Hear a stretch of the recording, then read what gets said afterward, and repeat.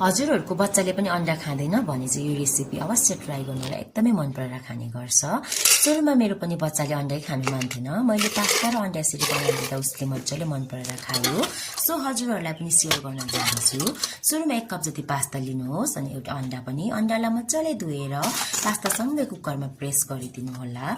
अन्डा र पास्ता मजाले पाकिसकेपछि चाहिँ पानीले मजाले धोएर केही बेर छोडिदिनुहोस्। अन्डा मजाले चिसो भइसकेपछि चाहिँ अन्डाको बाहिरी बोक्रा छिलेर नुन र बेसरले मजाले मिक्स गरेर बिस्तारै बिस्तारै पातलो स्लाइसमा काटिदिनु होला, ताकि अन्डाको पहेँलो भाग नबिग्रोस् भनेर। भेजिसहरुमा चाहिँ क्याप्सिकम, प्याज, टमाटर लिएको छु, आफ्नै घरमा पाइने भेजिसहरु। अनि सुरुमा प्यान हिट गरिसकेपछि चाहिँ थोरै तोरीको तेललाई मजाले हिट गर्नु होला, त्यसपछि अन्डालाई हालेर मजाले फ्राई गर्नु होला।